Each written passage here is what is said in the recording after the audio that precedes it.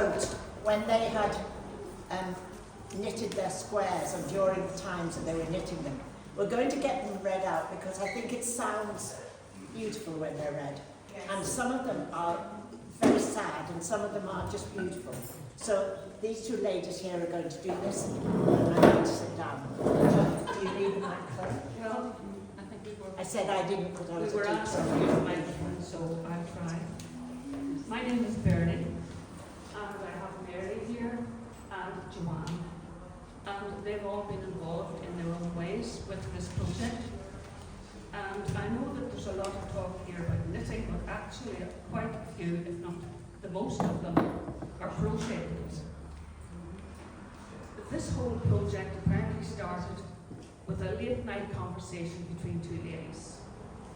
Now, I don't know if there was any vino taken beforehand. I'm sure afterwards. The conversation went, about what could they do to involve the community, what could they do to further the whole project of the Southwest campaign. And then the chat sort of meandered into talking about their knitting classes that they had taken together and the crack that they had.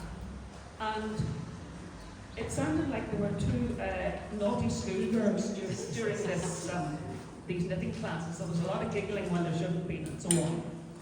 But anyway, the chat about the knitting brought about the idea of making something that would, as it were, offer a warm embrace to the staff of the Southwest. That would be a hug for the hospital. Now, I don't know about the wine, but a hug for the hospital. Anyway, creativity evolved into this so-called blanket. There was a hope, and I think we still retain a hope, no, maybe an expectation, that at some point this or part of it will be on display in the Southwest Acute Hospital.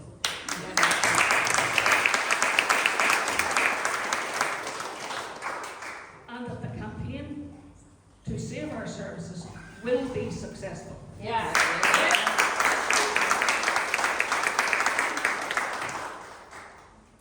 You probably wonder what this thing is. Sorry, you're probably wondering what this is. So I'm going to talk a wee bit about this.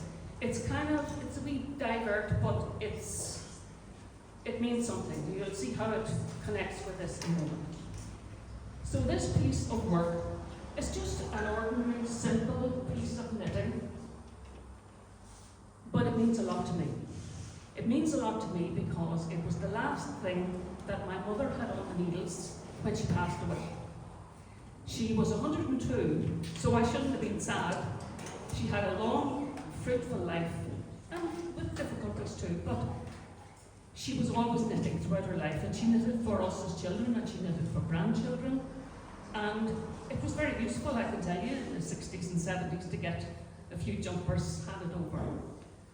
But this piece of knitting was carried up at her funeral as a symbol of her life. And when it was being carried up, these words were being said by one of her grandchildren, my niece Maria. Nanny's knitting represents the great warmth and love she shared with us. The many times she had us in stitches, the stories and the yarns she told so well. And when I was thinking about what I was going to say today, because this was landed on me last night, I thought immediately of this, because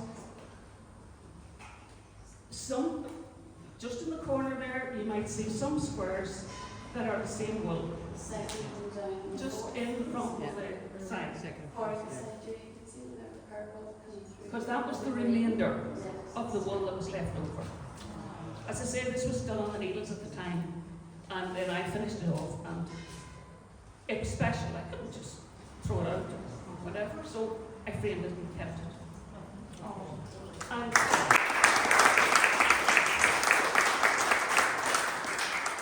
I think those words kind of summarise what we were trying to do within this project. The warmth and the love was there, and the crack was definitely there, and the chat, whenever a few of us got together. Now, a lot of people didn't manage to get together. They were crocheting in their own homes, they were knitting in their own homes. They were doing bits and pieces and sending in bags and bags of squares to Fermanagh Cottage Industries, which collected them, and we're very grateful to them for doing that. But some met up, both in the Knox and in Enniskillen. And in Enniskillen, Mama was very good to allow us to use their premises. But yes, we had the crack, we had the stories, we had the yarns. And some of these stories were told then. There are many, many stories that we don't know anything about. When I was thinking about what will I say, I thought, I don't know if I'll use that because it's too intimate, it's too personal, maybe that's not the thing. But then I thought again, no, it is the thing, because a hospital is a place where so many intimacies occur, where people are born, where people die, where people are told bad news, where people are told good news, where relationships that might have been broken or mended, all of those things go on in a hospital. So, I've told you about the connection to the work, that the wool was eventually used. That's why I got involved. I have a stash of it, loads of it, because I love to knit and to crochet. And I thought, well, this is great, you can use up some of it, because if you're starting one of those squares, you only have a tiny little circle in the middle, you can use a tiny little bit of wool for that, and keep the bigger bits for out on the sides. So I wanted to use up the stash. I had my mother's stash as well as my own. I used some of that as well. And I just loved to crochet, and I wanted to support the campaign. I felt I was honouring my mother in creating her work and her wool, and I would know that she would entirely approve of that. And there are many, many intergenerational stories that you'll hear about. Now, I think at one stage we counted 1,600 plus squares. And I'm sure there's probably 200 stitches in each one. That's an awful lot of stitches. And every single one of those stitches is made by a pair of hands. And what is more intimate than touch? Every single one of those has been touched by somebody that cared enough to do it. Every single stitch is an act of love and support for the staff of the hospital. Every single stitch is an act of love and solidarity with the community of this place. And every single stitch is a demand that our community is treated with fairness.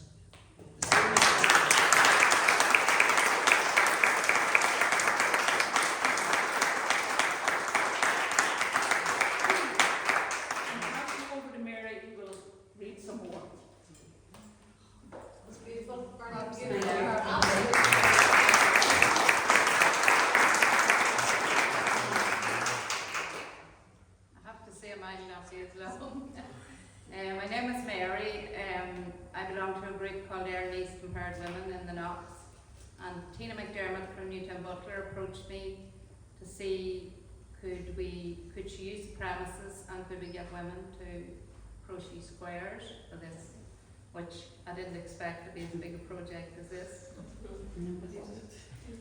But I know this is our story. Our group, Ernest women, were invited to participate in the crocheting of a colourful blanket for SOS Group to help highlight the withdrawal of the necessary services from the SWA hospital.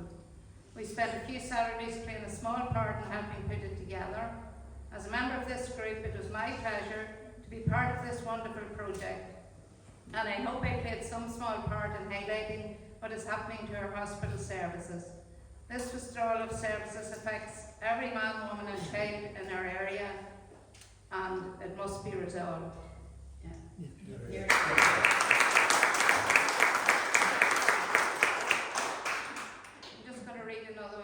From a lady called Mandy. I'm sure there are others with better stories than this forward.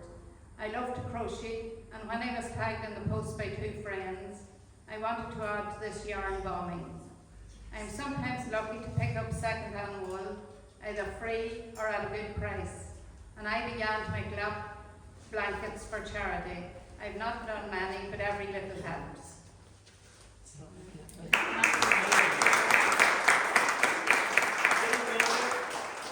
Coincidentally, Mandy is part of the choir. It's over there somewhere.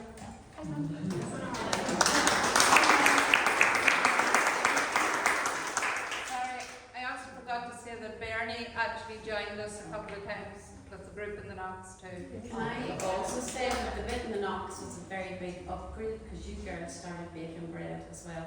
There was banana bread, and your session started Well, it lasting longer. It definitely Because was the bread was there, uh, the butter was brought in, and they had a great morning. Well, that's why we were there, to get the bread and the butter. Endorsement. That's how they do it out there. Hi, Hi, my name's Joanne, and this is my story. I have loved needlework from when I was a young age, and when I heard about this project, I jumped at the chance to take part. I love how so many people came forward to help highlight the withdrawal of our services at the SWA. I was able to coach others, and some of them were only beginners. It was a delight to take part. This is from Lorna. I think art is so important in our hospital environment. It always uplifts and provides visual distractions as well as a comfort for people in some anxious moments.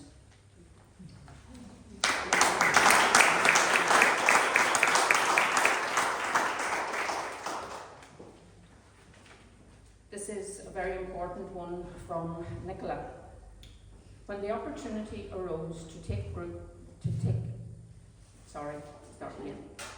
When the opportunity arose for the group called Earn East Empowered Women, we helped to make blankets for the Save Our Acute Services and SWA. I jumped at the chance to become involved in such a widespread project and save our much needed services. I thought myself I had to crochet. I taught myself how to crochet 3 years ago after giving a few basic tips from my mum. Once I started, I found it so hard to put down as it was so therapeutic. My reason for starting was to make my newborn niece a gift that was handmade with a difference. My love for crochet just grew from there. It really helped me take my mind off my miscarriage. I was rushed to theatre for a D&C.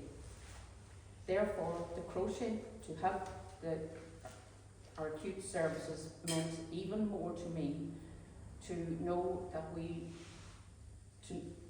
may lose the services at the hospital is so important to us.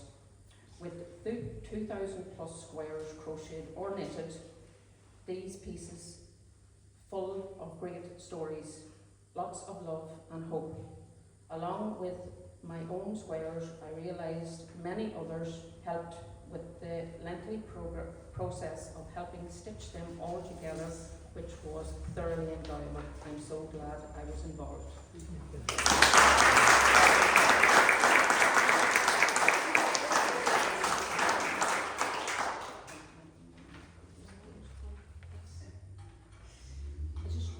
I just want to say as well, there was a group out of Bow that brought in a lot of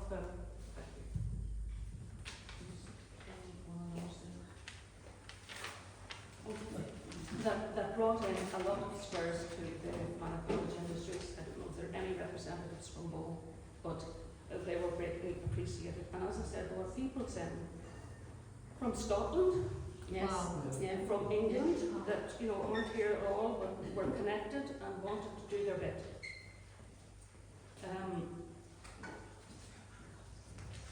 A moment, please.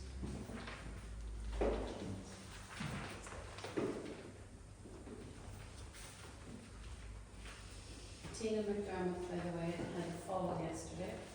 She She's in need of TLC and care, and they're unable to come, so poor Bernie had to jump in for last. And I tried to gather these together last night to replace Tina.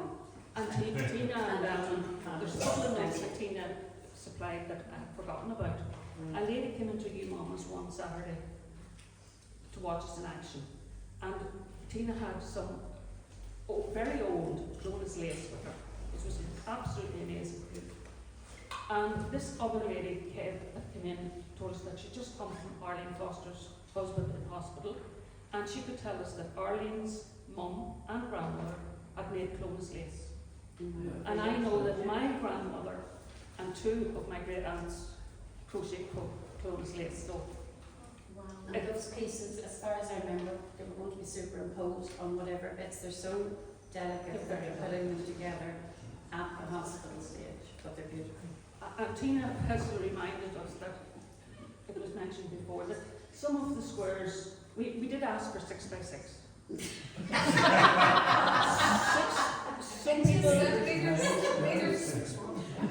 Some of them were 6 by 6. We did 4 by 4. And some of them were not squares. There were rhombuses and kites and all sorts of shapes. And then when you went to join them together, it wasn't easy.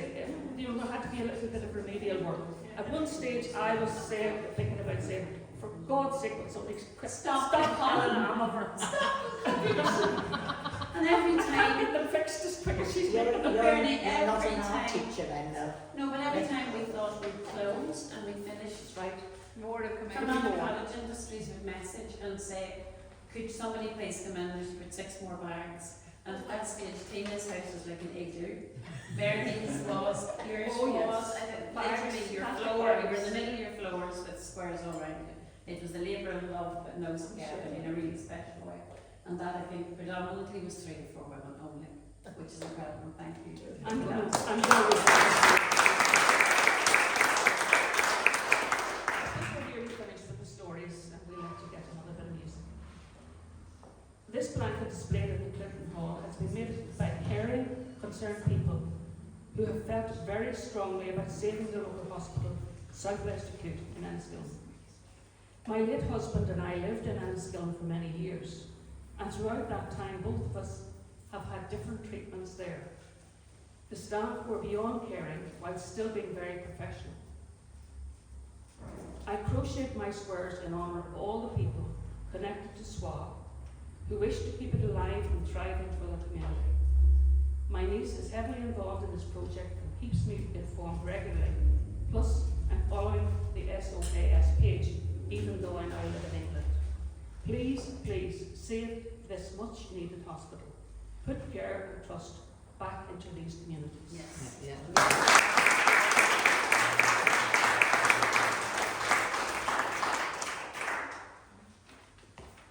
There's a very, very moving one here, and I think we probably,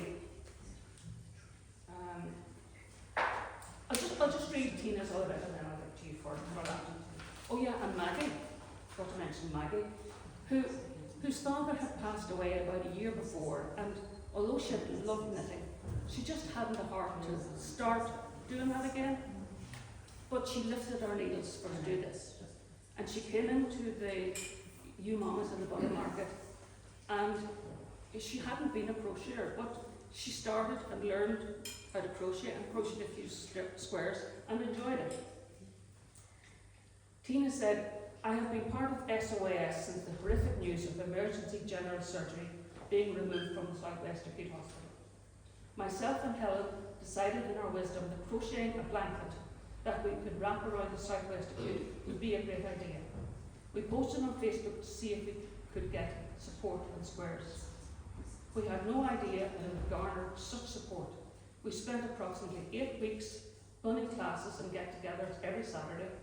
The morning was spent in the Knox Listen Ski with the Earn East Empowered Ladies group, and the afternoon in You Mamas School Shop in Enniskillen. We received squares from all over the north of Ireland and beyond. Stitching them together was a mammoth task. My mum died a few months before this plan came into effect. She was an avid crocheter, and she taught me, a left-hander, to crochet right-handed when I was 5. I have crocheted ever since. In the weeks before she died, my mum gave me all her yarn and I used it to make the squares so that she could be part of the campaign. And I know we also got wool from, donated from Lisnaskey, and I think we've covered the most of it, but you might want to do that one.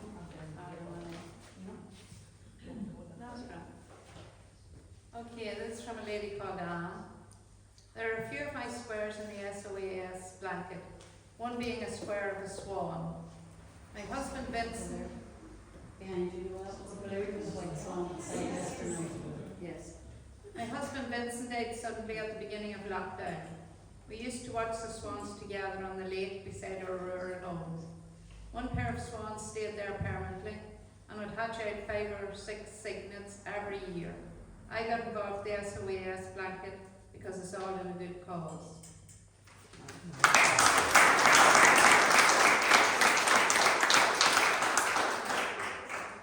Just before you leave, I think this is probably going to be the last one, but you know, this was all done in about 8 weeks.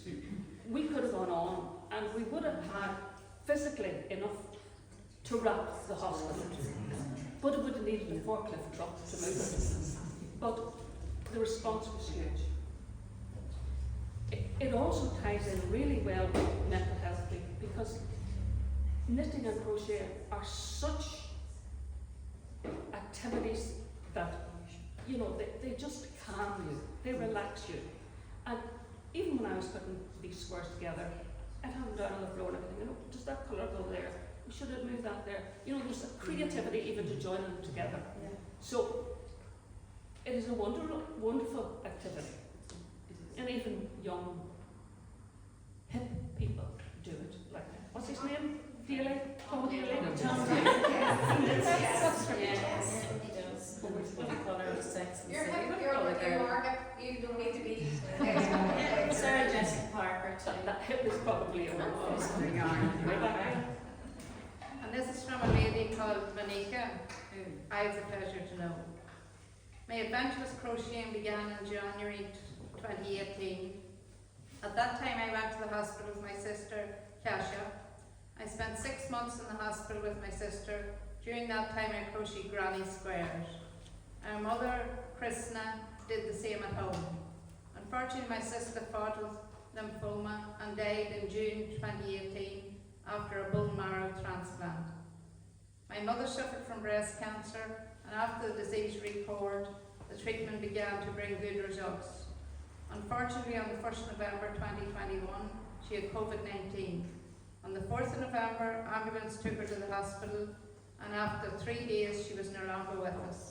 The last words I heard from my mother on the phone was, "Monica, it's over." After my mother's funeral, my father gave me a large bag with crochet squares. The squares are small, so I decided to enlarge them. In August 2023, I see information on Facebook about big projects with granny squares. My mother and me made our small contribution to saving the hospital.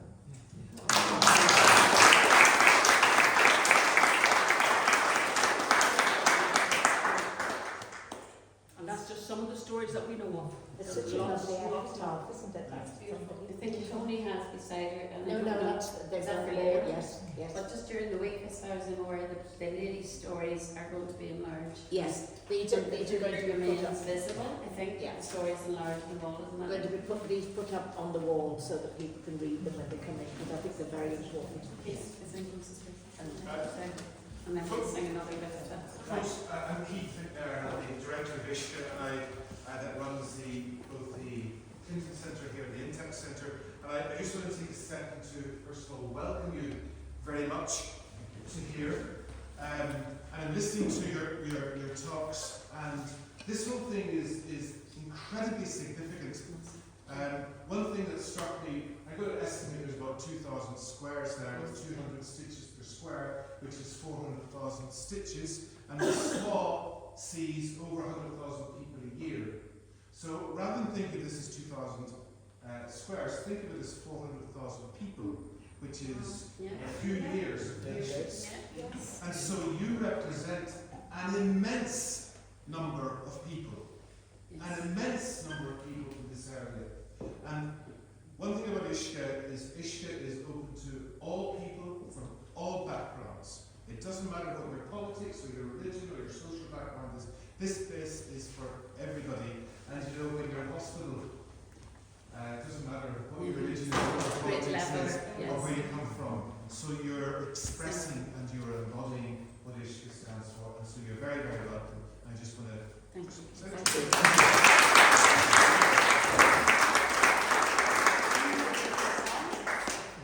Choir, I was going to do a trio first, and then we'll do a lady. When we finish the singing, then we have coffee down the corridor. Can I just say, before